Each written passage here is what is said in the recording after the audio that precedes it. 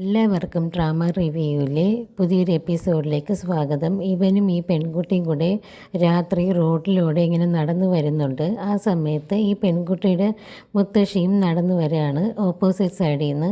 അപ്പോൾ ആ മുത്തശ്ശിയെ കൊല്ലാൻ വേണ്ടിയിട്ട് ഒരു ക്രിമിനൽ കത്തിയുമായിട്ട് ഓടി വരുന്നുണ്ട്. ഇത് ഈ പെൺകുട്ടി കാണുകയും അവനെ അവിടെ നിന്ന് പിടിച്ച് മാറ്റുകയും ചെയ്യുന്നുണ്ട്. അതോടെ ഈ ക്രിമിനലും ആ പെൺകുട്ടിയും അവിടെ നിന്ന് തറയിൽ വീഴുകയാണ്. പെട്ടെന്ന് തന്നെ ഇവനാണെങ്കിൽ അവളടുത്തേക്ക് ഓടി ചെല്ലുന്നുണ്ട്. ആ സമയത്ത് നോക്കി ആ ക്രിമിനൽ ആ മുത്തശ്ശിയെ അറ്റാക്ക് ചെയ്യാൻ വേണ്ടി പോകുന്നുണ്ട്. ഇത് ഇവൻ കാണുകയും ആ മുത്തശ്ശിയെ രക്ഷിക്കാൻ വേണ്ടി ഇവൻ ഇടയിൽ കയറി ചെല്ലുകയും ചെയ്യുകയാണ്. അതോടുകൂടി ഇവന് കത്തി കൊണ്ട് കുറുക്കിൽ കുത്ത് കിട്ടുന്നുണ്ട്. അവന് സ്റ്റാബ് ചെയ്തതുകൊണ്ട് തന്നെ നല്ല രീതിയിൽ ബ്ലീഡിങ് വരുന്നുണ്ടായിരുന്നു. അപ്പോൾ തന്നെ അവൻ്റെ ബോധം പോകുന്നുണ്ട്. ആ മുത്തശ്ശിയും ആ പെൺകുട്ടിയും ഒരുപാട് കരയും അവിടെ കിടന്ന് നിലവിളിക്കുകയും ഒക്കെ ചെയ്യുന്നുണ്ട്. അങ്ങനെ അവിടേക്ക് ആംബുലൻസ് വരികയും അവരെ ഉടനെ തന്നെ ഹോസ്പിറ്റലിലേക്ക് എത്തിക്കുകയും ചെയ്യുന്നുണ്ട്. ആ സമയത്തൊക്കെ അവൾ ഒരുപാട് ടയേർഡായി പോകുന്നുണ്ട്. അവളെ ശരീരം ആകെ തളർന്നു പോയിട്ടുണ്ടായിരുന്നു പേടി കാരണം.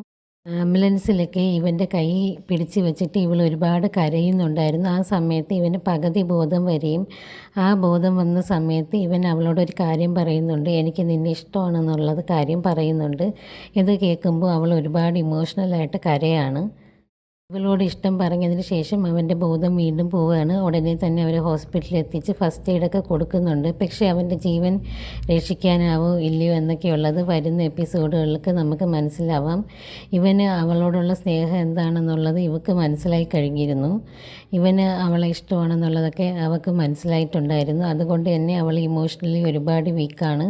അവൾ നല്ല രീതിയിൽ കരയും ചെയ്യുന്നുണ്ടായിരുന്നു.